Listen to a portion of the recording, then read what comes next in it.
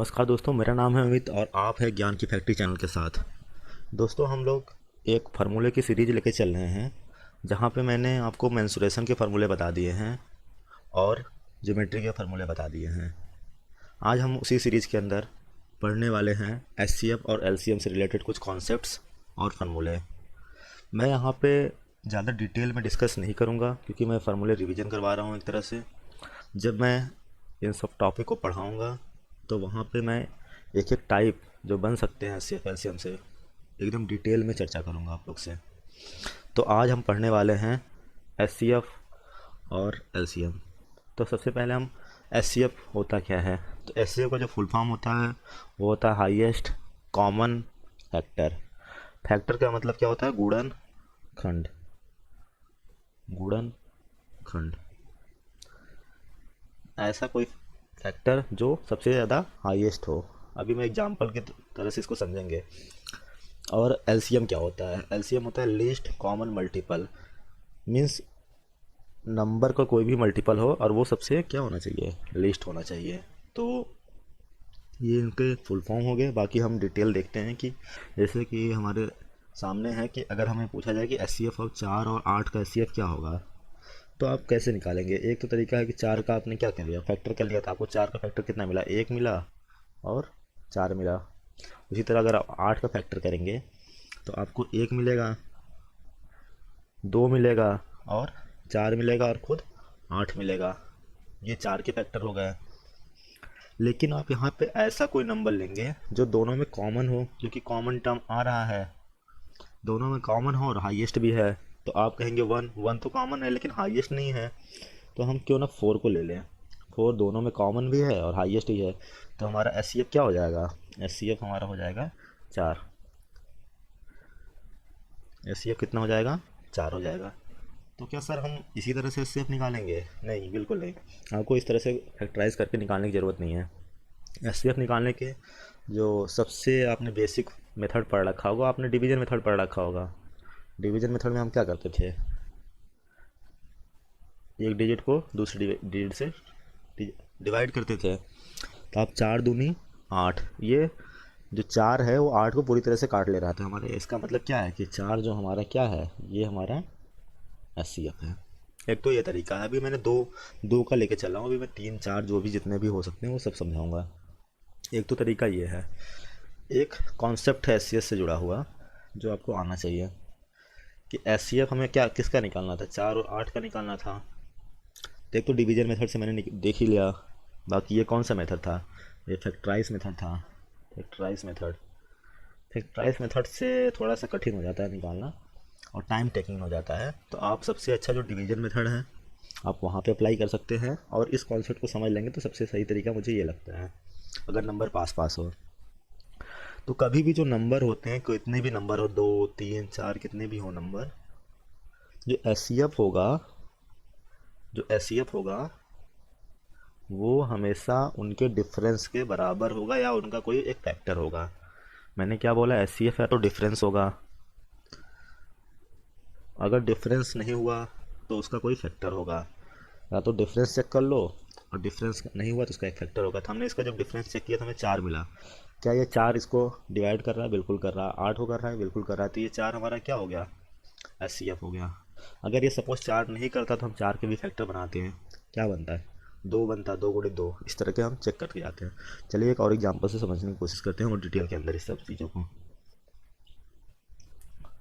5 8 12, ये 3 डिजिट हमने ले लिया है। अब इसका ऐसे हम निकाल के दिखा रहे हैं। सबसे पहले मैं डिवीजन मेथड से आपको बता दे रहा हूँ। 5 को 8 से डिवाइड किया, 5 एक कम 5, 3 बच गया। फिर 3 यहाँ पे 3 लिखेंगे और यहाँ वाला जो डिजिट है उसको यहाँ पे सेम ऐसे उतार लेंगे। 3 एक कम 3, ये बच गया 2। अब यहाँ पे 3 से डिवाइड करेंगे, मतलब बिल्कुल आप करते जाइए जब तक आपको बिल्कुल कट ना जाए। 2 एक कम 2, यहाँ पे बच गया 1। अब यहाँ पे अब 1 बच गया। अब इसको 2 को उतार लीजिए तो 1 दूनी 2। तो आप यहाँ पे देख रहे हो काफ़ी लंबा जा रहा है, यानी कि एक एक तो पूरा काट दिया 8 को, लेकिन अब 12 को काट पाएगा? हाँ बिल्कुल 12 को भी काट लेगा। तो यानी कि हमारा एचसीएफ क्या हो गया इस क्वेश्चन का? एचसीएफ हो गया 1। ये तो हमारा हो गया कौन सा मेथड? Division method. हम इससे क्यों करें? हमें जब कॉन्सेप्ट पता है। तो हमने क्या किया? 5 8 और 12, हमें पता है कि ये एस सी एफ होगा, इनका डिफरेंस हो गया, उसका कोई फैक्टर होगा, तो हमने 5 और 8 को पकड़ लिया, या 8 और 12 किसी को भी आप पकड़ लें, तो 5 और 8 को पकड़ तो हमने पता चला कि 3 है। 3 इसका एस सी एफ हो सकता है? नहीं हो सकता है। क्यों? क्योंकि ये 5 को डिवीजन नहीं कर पा रहा, डिवाइड नहीं कर पा रहा, 8 को भी नहीं कर पा रहा है, 12 को तो कर ले रहा है, लेकिन 5 को नहीं कर पाएंगे तो आगे चेक ही नहीं करेंगे। 3 का फैक्टर देखेंगे, 3 का फैक्टर 1 गुणे 3 होगा, 3 तो हमने ऑलरेडी चेक कर लिया है। 1 को चेक करेंगे, 1 सबको काटेंगे, यानी कि एस सी एफ क्या हो जाएगा हमारा, डायरेक्ट हम बना सकते हैं, एस सी एफ 1 हो जाएगा। तो आप ये चीज़ समझ पा रहे होंगे।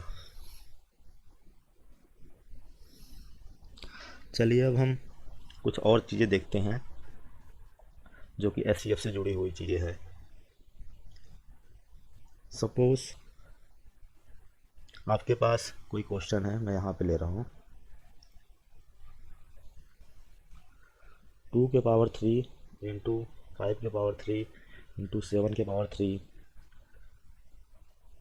कॉमा 2 के पावर 2 इंटू 3 के पावर 5 इंटू 5 के पावर 2 इंटू 7 के पावर 4, कॉमा 2 के पावर 3 इंटू 3 के पावर 2 इंटू 5 के पावर 1 इंटू 7 के पावर 3। अगर मैं इसका एस सी एफ पूछूँ तो आप क्या बताएंगे एस सी एफ इसका? आप कहेंगे जो तीनों में कॉमन है, तो तीनों में तो 2 कॉमन है, लेकिन 2 के कितने पावर कॉमन है? सिर्फ 2 के पावर 2 कॉमन है, ठीक है, इसको लिख लिया। फिर क्या 5 कॉमन है? हाँ बिल्कुल कॉमन है, लेकिन 5 के कितने पावर कॉमन है? हाँ 3 है, यहाँ पे 2 है और यहाँ पे 1 है, तो यानी कि सिर्फ 1 पावर कॉमन है तीनों में। इसी तरह 7 के कितने पावर कॉमन है? 7 के पावर 3 है, 7 के पावर 4 है, 7 के पावर 3 है, तो यहाँ हम 7 के पावर 3 को कॉमन ले सकते हैं। तो ये हमारा जो बना, ये हमारा क्या बन गया? एस सी एफ बन गया। तो इस तरह से कितने भी क्वेश्चंस आए आप एस सी एफ और एल सी एम की बहुत आसानी से कर सकते हैं। तो एल सी एम की तरफ बढ़ते हैं कि एल सी एम में क्या कॉन्सेप्ट है। मैंने बताया कि एल सी एम क्या होता है, लीस्ट कॉमन मल्टीपल। अगर मैं एक नंबर लेता हूँ 12 और 8 और 24, मैं अगर इसकी एल सी एम की बात करूँ तो एक ऐसा नंबर जो इन सबको काटे, सबसे कट जाए, लीस्ट कॉमन मल्टीपल होना चाहिए वो। तो एलसीएम जो होता है, मैं आपको बता दूं कि एलसीएम सबसे बड़ा नंबर होगा या तो इसका कोई मल्टीपल होगा। तो हमने मान लिया कि एलसीएम कितना है, 24 है, और हम चेक करेंगे अगर 24 कट रहा है सबसे तो ठीक है, 24 12 से भी कट रहा है, 8 से भी कट रहा है, 24, यानी कि हमारा एलसीएम डायरेक्ट यहाँ पे आ गया। अगर ये चीज़ आपको नहीं समझ पा रहे हैं तो अभी आप समझ जाएंगे। बाकी अगर आपको इसको बिल्कुल बेसिक से ही करना है तो आप ऐसे कर सकते हैं, 12 8 और 24, इसको क्या कहती है, 2 से डिवाइड कर दीजिए, 2 छक 12, 2 चौक 8, ये 12, 2 त्रिक 6, 2 दूनी 4, 2 छक 12, 2 एक कम 2, ये तो नहीं कटेगा, ऐसे ही रहेगा, 2 एक कम 2, 2 त्रिक 6, फिर यहाँ से 3 से कटिए, 3 एक कम 3 और ये 1, तो ये हो गया 2 दूनी 4, 4 दूनी 8, 8 त्रिक 24, तो ये यही आ गया एलसीएम। तो आप इससे भी कर सकते हैं, ये बेसिक मेथड है। बाकी आप इस तरह से भी कर सकते हैं कि उसका कोई जो सबसे बड़ा है आप उसी को एलसीएम मान लीजिए, या तो उसका कोई मल्टीपल का एलसीएम मान लीजिए। चलिए क्वेश्चन और करते हैं तो शायद आपको ज़्यादा क्लियर समझ में आएगा।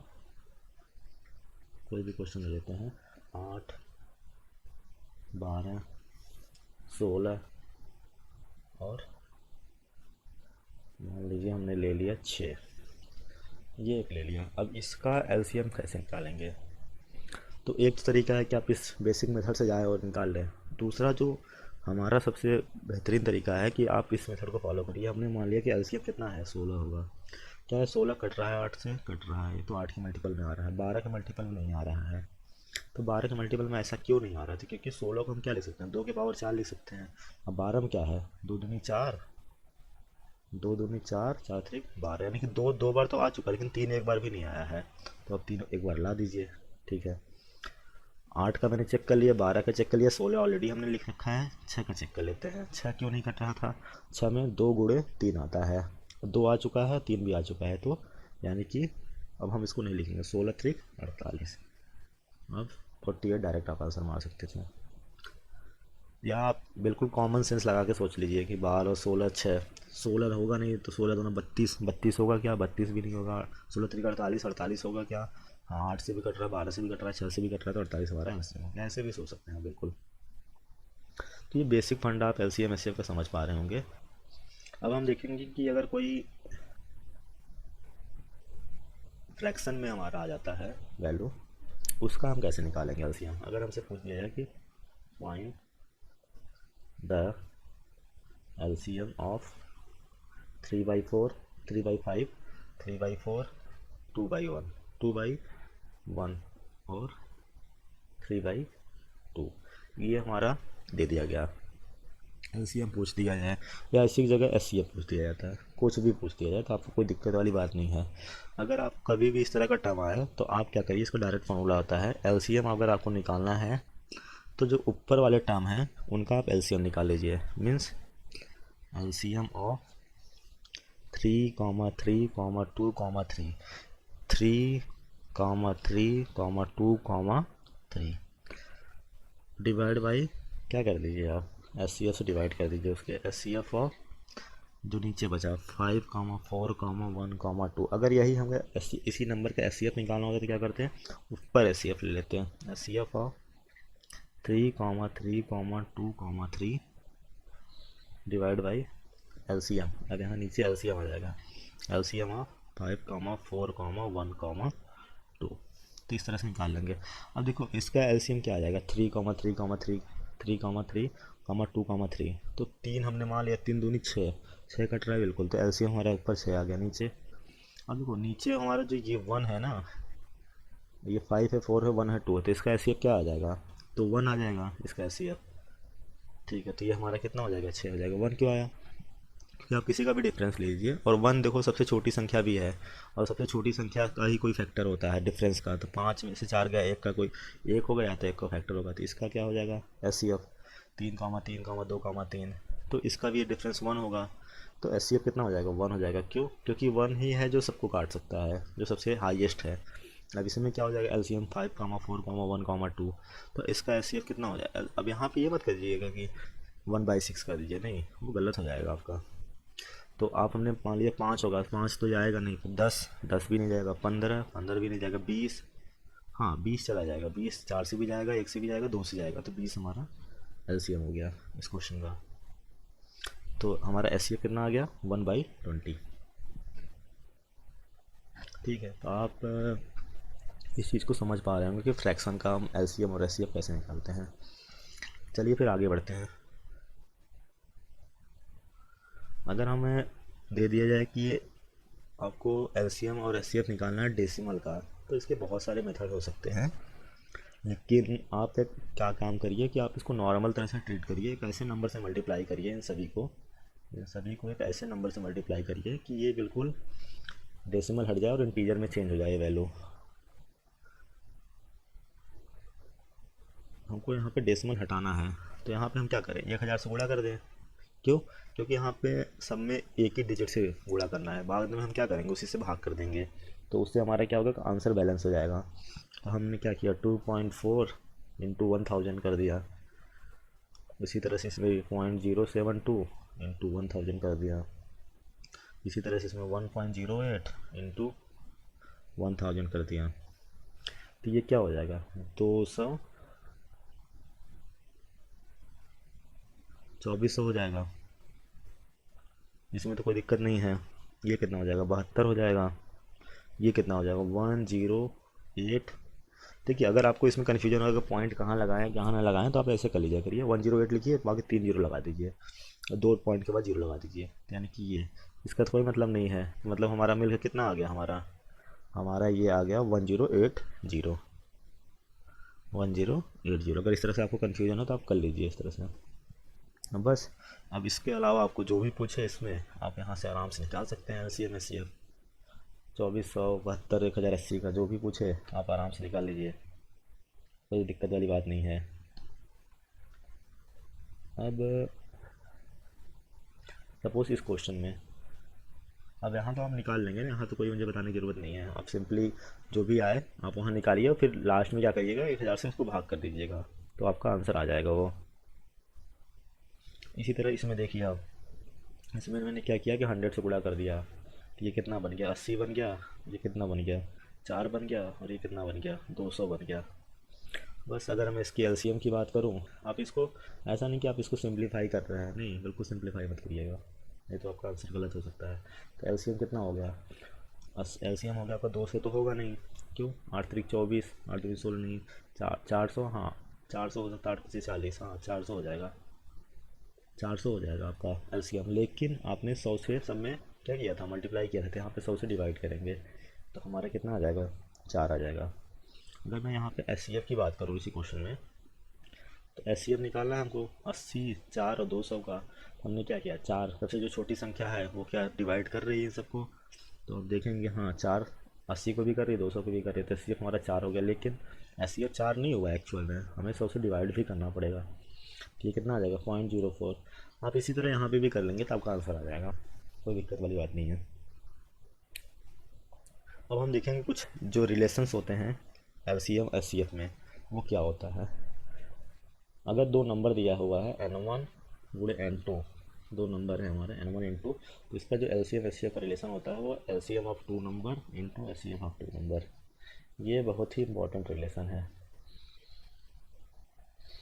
अब आपकी जो डिटेल में होगी एलसीएम एचसीएफ की पढ़ाई, तो मैं जब नेक्स्ट सीरीज चालू करूँगा जहाँ पे मैं कॉन्सेप्चुअली पूरे टाइप वाइज कवर कर रहा हूँ, वहाँ पे मैं बिल्कुल डिटेल में, क्योंकि रिवीजन क्लास है यहाँ पे, इसलिए मैं डिटेल में नहीं बता रहा हूँ कि मैं इसका प्रूफ बताते फिरूँ आपको। तो ये आपका n1 into n2 equal to LCM of n1। तो n1 क्या है यहाँ पे, नंबर 1 है या फर्स्ट नंबर, n2 क्या है, नंबर 2 या अनदर नंबर या सेकेंड नंबर। तो ये आप इस रिलेशन को ध्यान रखिए क्योंकि यहाँ से क्वेश्चन बनता ही बनता है। अब हम नेक्स्ट की तरफ बढ़ते हैं। कुछ क्वेश्चन है जो एलसीएम एचसीएफ में पूछे जाते हैं, मैं वो बताना चाह रहा हूँ। मोस्टली एलसीएम में 3 तरह के क्वेश्चन बनते हैं, उसी तरह एचसीएफ में भी 3 तरह के क्वेश्चन बनते हैं। तो हम यहाँ पे अब बता रहे हैं आपको क्वेश्चन आस्क्ड ऑन एलसीएम। तो पहला क्वेश्चन आपको ये बनता है, इसी तरह आपको फॉर्मेट मिलेगा, वहाँ पे नंबर वगैरह चेंज होंगे, बाकी फॉर्मेट आपको यही मिलेगा। Find the smallest number which is divisible by x y and z. मतलब कोई एक ऐसा नंबर बताइए जो सबसे स्मॉलेस्ट हो और वो एक्स वाई जेड से डिविजिबल हो जाए एग्जैक्टली। यहाँ पे ध्यान दीजिए, एग्जैक्टली डिविजिबल होना चाहिए, एग्जैक्टली डिविजिबल होना चाहिए। तो एग्जैक्टली मतलब कोई रिमाइंडर ना बचे, तो आप उस नंबर को डायरेक्ट निकाल सकते हैं LCM of x Y Z, K times of LCM of x Y Z. K की वैल्यू आप 1 2 3 4 जिस तरह से ऑप्शन है आप उस तरह से रख सकते हैं। बाकी आपने पढ़ा होगा तो इस तरीका कि आप समझ रहे हो कि ये क्वेश्चन बनता ही है। दूसरा केस जो बनता है वो बनता है हमारा, find the smallest number which is divided by x comma Y comma z. अब यहाँ पे रिमाइंडर नहीं बच रहा था, यहाँ पे रिमाइंडर बच रहा है, एंड लीव्स रिमाइंडर आर। सभी में रिमाइंडर कितना बच रहा है, R in each case, in each case सभी में रिमाइंडर आज आर बच रहा है। तो आप क्या करिए कि बिल्कुल आप यही चीज़ निकालिए कि times of LCM of x comma Y comma z, और उसमें रिमाइंडर आर को जोड़ दीजिए, तो आपका क्या हो गया, ये आंसर आ जाएगा, ये स्मॉलेस्ट नंबर निकल के आ जाएगा ये। उसी तरह case number 3, find the smallest number which is divided by x comma Y comma Z and leaves remainder A B C respectively. तो ये हो जाएगा K times of LCM of x Y z. यहाँ पे रिमाइंडर अलग अलग बच रहा है ए बी सी, लेकिन आप जब x माइनस ए करेंगे, y माइनस बी करेंगे, x माइनस ए करेंगे, y माइनस बी करेंगे, z माइनस सी करेंगे, तो इन सभी की वैल्यू सेम आएगी और हमने वो वैल्यू मान लिया है k है। तो आप बस सिंपली क्या करिए, इसका जो आंसर हो जाएगा K times of LCM of x comma Y comma z minus K, ये आपका आंसर आ जाएगा। इसी तरह से एचसीएफ में भी 3 क्वेश्चन पूछे जाते हैं।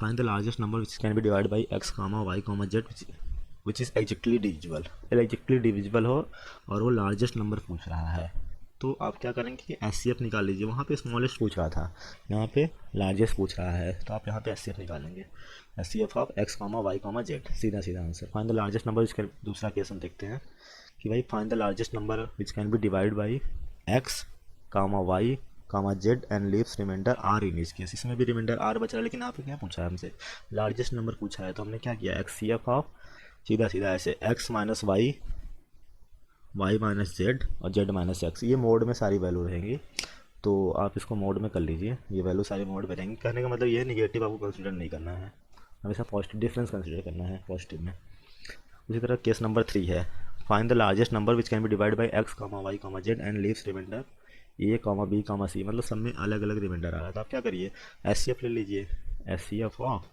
X minus A, Y minus B, Z minus C. तो ये रिवीजन क्लास है, इसलिए मैं बहुत ज़्यादा एक्सप्लेन नहीं कर रहा हूँ यहाँ पे चीज़ों को, सिर्फ आपको फार्मूला बता रहा हूँ कि ये सारी चीज़ें यूज़ होती हैं। चलिए ठीक है, और जैसा वीडियो आपको लगे बताइएगा आप, और अगर कोई दिक्कत आए तो कमेंट बॉक्स में बताइएगा, और आपको मिलते हैं हम नेक्स्ट जो हमारी वीडियो आएगी वहाँ पे मिलेंगे। चलिए तब तक के लिए बाय बाय, टेक केयर।